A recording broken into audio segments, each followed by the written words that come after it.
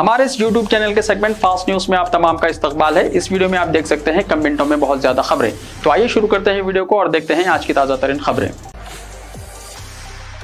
जगत्याल में सारिफ को 14 यूनिट बिजली इस्तेमाल करने पर 60,701 रुपये का बिल। एक अजीबोगरीब वाक़े में सिर्फ 14 यूनिट बिजली इस्तेमाल करने वाले सारिफ को 60,701 रुपये का बिजली का बिल दिया गया।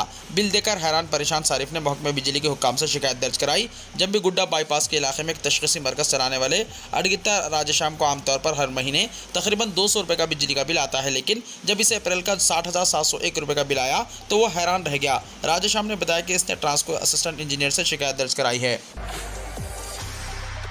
कांग्रेस बीआरएस इत्तेहाद बदउनवानी और खुशामद की सियासत का मुतरादिफ है, नरेंद्र मोदी ने कहा। भारतीय जनता पार्टी यानी बीजेपी के सीनियर लीडर और वज़ीर आज़म नरेंद्र मोदी ने चारशंबे को करीमनगर तेलंगाना में एक जलसे से खिताब किया। इस मौके पर उन्होंने कहा कि कांग्रेस बीआरएस इत्तेहाद बदउनवानी और खुशामद की सियासत का मुतरादिफ है। वज़ीर आज़म ने कहा कि कल मुल्क ने इंतखाबात का तीसरा मरहला कामयाबी से मुकम्मल किया। इस अहम मरहले पर कांग्रेस और इंडिया इत्तेहाद को तीसरा फीस उड़ते ही एक और धचका लगा। इंतखाबात का भी 4 मराहिल बाकी हैं। आवाम की ज़बरदस्त हिमायत से पुरजोश बीजेपी और एनडीए अक्सरियत हासिल करने की तरफ तेजी से आगे बढ़ रहे हैं। वज़ीर आज़म मोदी ने कहा कि बदउनवानी कांग्रेस बीआरएस इत्तेहाद की पहचान है। एक दूसरे पर करप्शन के इल्जाम लगाने के बावजूद एक ही सिंडिकेट का हिस्सा हैं। याद है जब बीआरएस ने कांग्रेस पर वोट के बदले नकद का इल्जाम लगाया था, क्या बीआरएस के इख्तियार में आने पर कोई तहकीकात हुई? इसी तरह कांग्रेस ने बीआरएस पर कालेश्वरम घोटाले का इल्जाम लगाया। तेलंगाना में इतने अरसे इख्तियार में रहने के बावजूद क्या कांग्रेस ने कोई तहकीकात की है? ये वाज़ेह है दोनों एक ही करप्शन सिंडिकेट में मुलव्विस हैं। इलेक्शन कमीशन ने रैतु भरोसा स्कीम पर अमल को रोक दिया। इलेक्शन कमीशन ने गैर मामूली कार्रवाई करते हुए तेलंगाना हुकूमत को रैतु भरोसा स्कीम की रकूमात जारी करने से रोक दिया है। इलेक्शन कमीशन ने हुकूमत को हिदायत दी है कि लोकसभा चुनाव के बाद रैतु भरोसा की इमदाद रकम किसानों के अकाउंट में जमा कराए। चीफ मिनिस्टर रेवंत रेड्डी ने रैतु भरोसा की रकूमात फौरी तौर पर जारी करने का ऐलान किया था, जिसके बाद बीजेपी और बीआरएस ने इलेक्शन कमीशन से शिकायत की। इलेक्शन कमीशन ने चीफ मिनिस्टर के बयान को इंतखाबी ज़ाब्ता अखलाक की खिलाफ वर्जी करार दिया।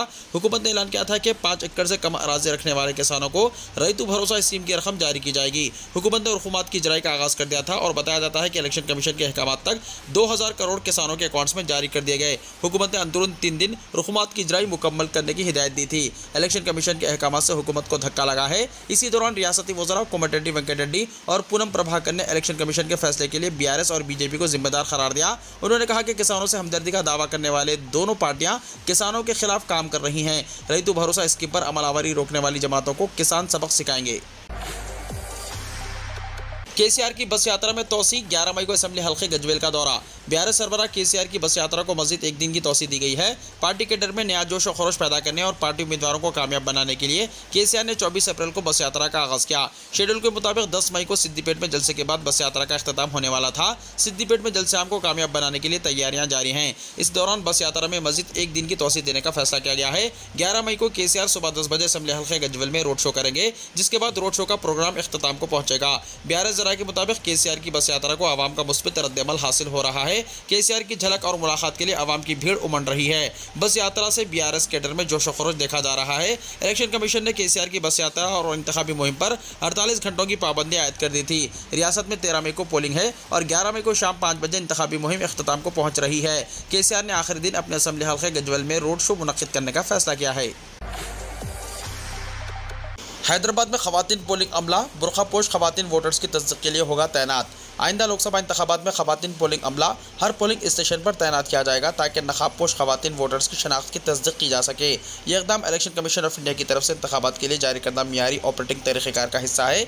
जैसा कि हैदराबाद डिस्ट्रिक्ट इलेक्शन ऑफिसर और ग्रेटर हैदराबाद म्युनिसिपल कॉर्पोरेशन के कमिश्नर डी रोनाल्ड दास ने मंगल को मीडिया ब्रीफिंग के दौरान रोशनी डाली। रोनाल्ड दास ने वजाहत की है कि अगर पर्दापोश खवातीन पोलिंग स्टेशन पर मर्द एहलकारों के सामने अपना चेहरा जाहिर करने से इनकार करती हैं तो इहाते के अंदर एक और दीवार फराहम की जाएगी जहां खवातीन पोलिंग अमले से उनकी शनाख्त की तस्दीक की जा सकेगी। यह कदम गुज़िश्ता इंतखाबात में पर्दादार खवातीन को इंतखाबी बददियानती के लिए इस्तेमाल किए जाने के बारे में उठाए गए खदशात को दूर करता है।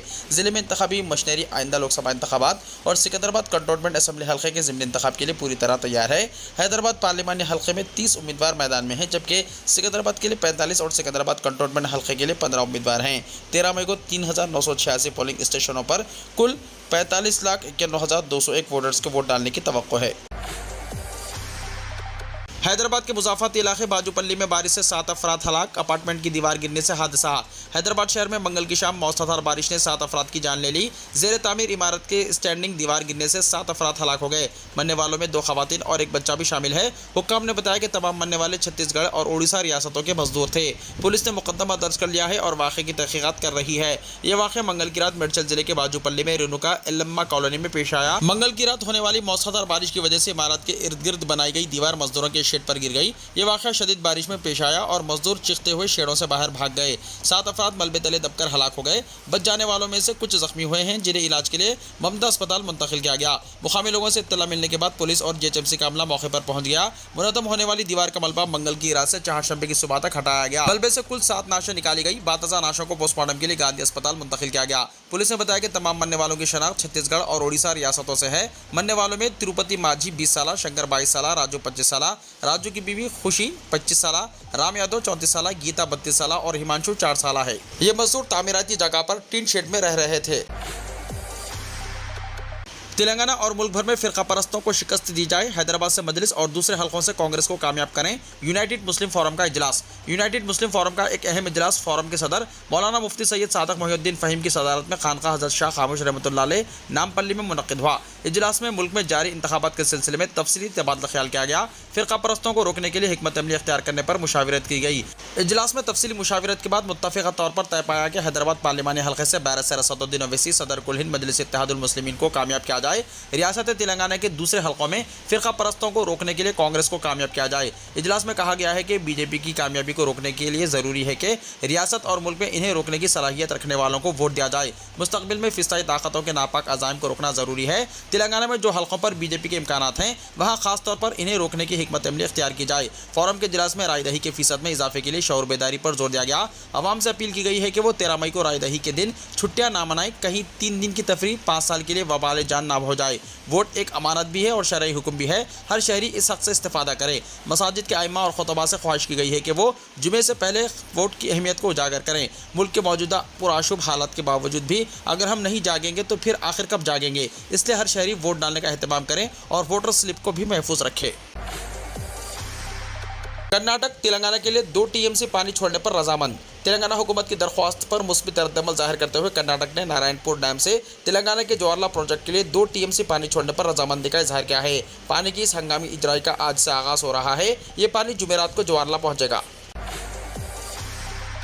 फ़लस्तीन की हिमायत में सोशल मीडिया पोस्ट्स पर लाइक करना परवीन शेख को महंगा पड़ा। महाराष्ट्र के शहर मुंबई में हमास और इसराइल के दरमियान जारी जंग में फ़लस्तीनियों की हिमायत करने पर स्कूल इंतजामिया ने एक स्कूल प्रिंसिपल को बरतरफ कर दिया। मुंबई के विद्या विहार इलाके में वाक़ सुमैया स्कूल इंतजामिया ने इस हरकत का इर्तिकाब किया है। परवीन शेख नामी खातून 12 साल से विद्या विहार स्कूल में काम कर रही है। 7 साल पहले वो स्कूल की प्रिंसिपल के तौर पर मुकर्रर हुई थी। ताहम स्कूल इंतजामिया ने इसराइल की जंग के दौरान गजा में फ़लस्तीनियों के हक़ में सोशल मीडिया पोस्ट्स को लाइक करने के बाद प्रिंसिपल के खिलाफ कार्रवाई की और परवीन शेख को प्रिंसिपल के ओहदे से हटा दिया गया। स्कूल इंतजामिया ने मीडिया को एक बयान जारी किया है, जिसमें कहा गया है कि परवीन ने तालीमी इदारे के इक़दार के मुताबिक काम नहीं किया।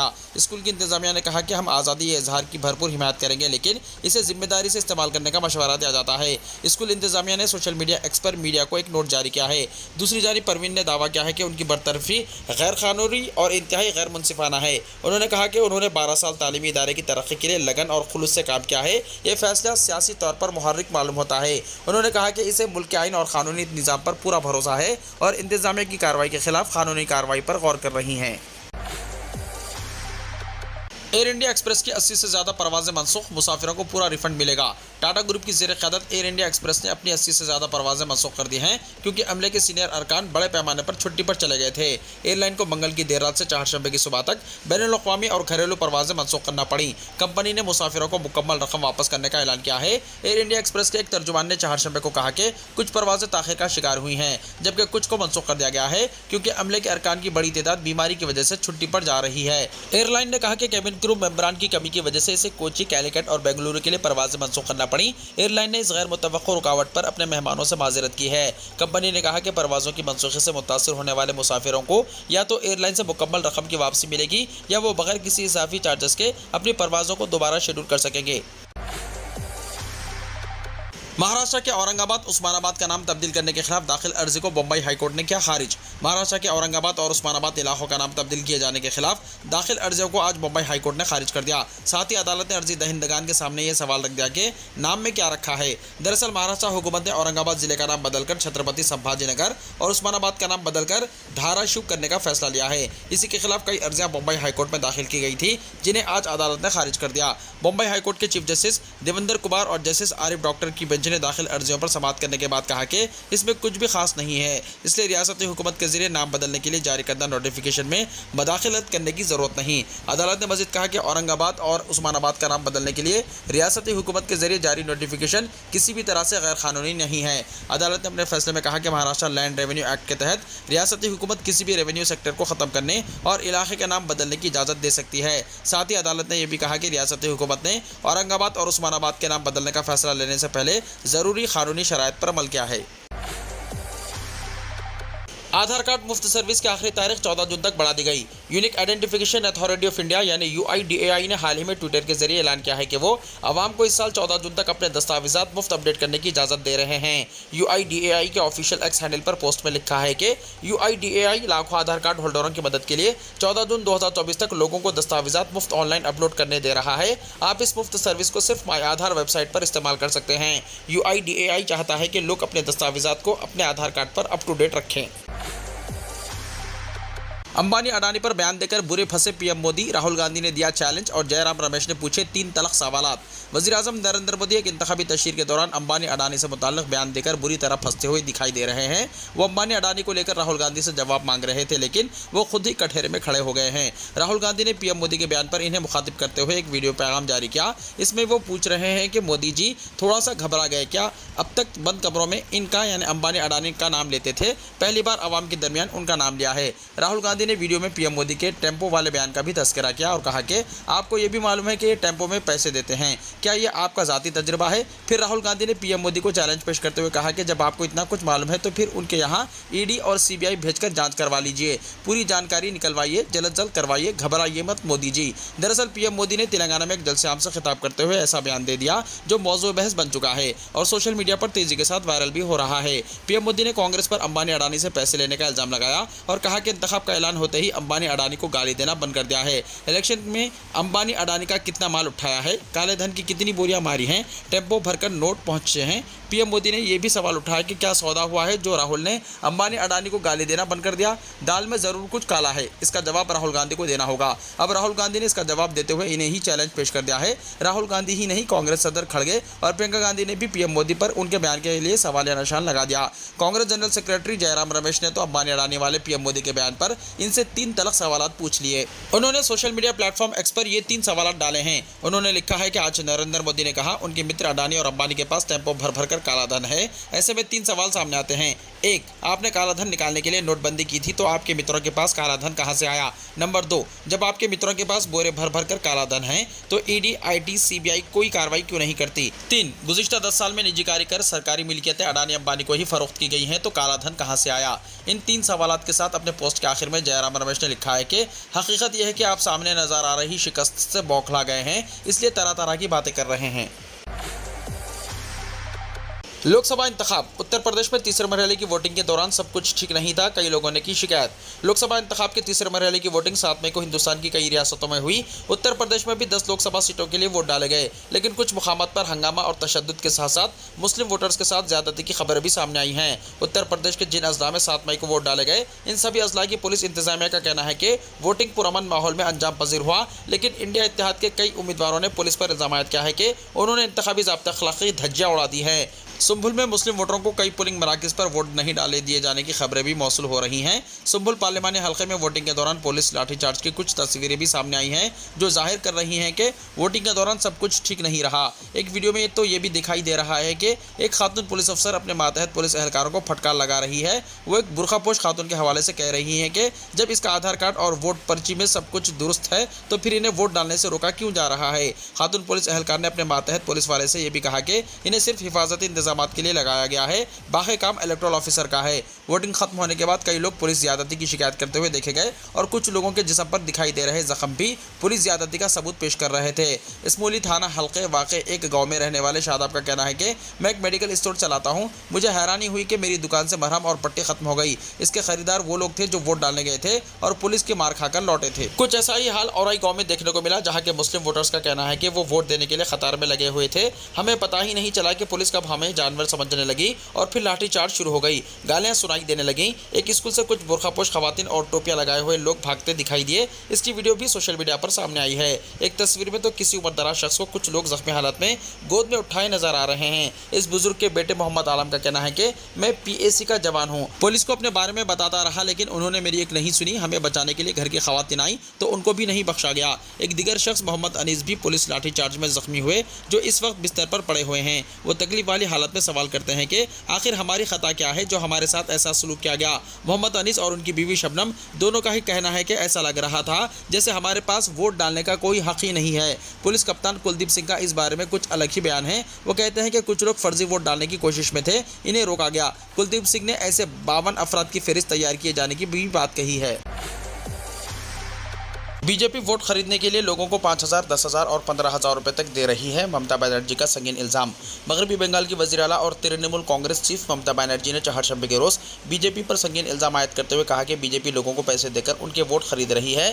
तृणमूल कांग्रेस उम्मीदवार मताली बाग की हिमायत में आरामबाग में एक रैली से खिताब करते हुए ममता बनर्जी ने ये इल्जाम आयद किया। उन्होंने कहा कि बीजेपी वोट खरीदने के लिए लोगों को 5,000 रुपये, 10,000 रुपये और 15,000 रुपये तक दे रही है। वज़ीर आला ने बीजेपी में समाज दुश्मन अनासिर की मौजूदगी का भी इल्जाम आयद किया। उन्होंने कहा कि मौजूदा वक्त के बीजेपी लीडरान पुराने वक्त के CPM वाले समाज दुश्मन अनासिर जैसे ही हैं। अगर आप नहीं चाहते कि दहशतगर्द का राज कायम हो तो बीजेपी को वोट देने से बचें। वो मजीद कहती हैं कि ये इंतखाब दिल्ली में इख्तिदार की तब्दीली के लिए है, मरकज़ की मौजूदा हुकूमत को बदलकर तब्दीली लानी होगी। एस्ट्राज़ेनेका ने दुनिया भर से अपनी कोरोना वैक्सीन कोविशील्ड वापस मंगवाई। एस्ट्राज़ेनेका ने दुनिया भर से अपनी कोरोना वैक्सीन कोविशील्ड वापस मंगवाई है। साथ ही कोविशील्ड की खरीदो फरोख्त पर फौरी तौर पर पाबंदी आयद कर दी गई है। एस्ट्राज़ेनेका ने साल 2020 में ऑक्सफोर्ड यूनिवर्सिटी के साथ मिलकर कोरोना वैक्सीन तैयार की थी। इसके फार्मूले का इस्तेमाल करते हुए सीरम इंस्टीट्यूट ने हिंदुस्तान में कोविशील्ड नाम की एक वैक्सीन बनाई थी। एस्ट्राज़ेनेका ने कुछ ही दिन पहले ही कोविशील्ड के कुछ साइड इफेक्ट्स का इतराफ़ किया है। एस्ट्राज़ेनेका ने मंगल को जारी करदा एक बयान में कहा कि मार्केट में ज़रूरत से ज़्यादा वैक्सीन दस्तियाब है, इसलिए कंपनी ने मार्केट से तमाम वैक्सीन वापस मंगवाने का फैसला किया है। हालांकि चंद रोज पहले कंपनी ने यह भी तस्लीम किया था कि वैक्सीन के कुछ साइड इफेक्ट भी हैं। इसमें वैक्सीन की वजह से खून का जम जाना और ब्लड प्लेटलेट्स का गिरना शामिल है। सऊदी अरब के शाही महल्लात सयाहों के लिए खोलने का फैसला। सऊदी अरब के पुरतायुश शाही महल्लात को होटलों में तब्दील करके इन्हें सयाहों के लिए खोला जाएगा। अरब न्यूज़ के मुताबिक सऊदी अरब के 3 पुरतायुश महल्लात को आइंदा साल तक होटलों में तब्दील करके सयाहों के लिए खोल दिया जाएगा और यह फैसला सऊदी वली अहद मोहम्मद बिन सलमान की विजन 2030 के तहत मुमलिकत में सयाहत को फ़रोग़ देने के इक़दाम के तौर पर किया गया है। रिपोर्ट के मुताबिक सऊदी हुक्काम ने इंकशाफ किया है कि साल 2025 की दूसरी शशमाही में कुछ शाही महल्लात को सयाहों के लिए होटलों के तौर पर खोला जाएगा।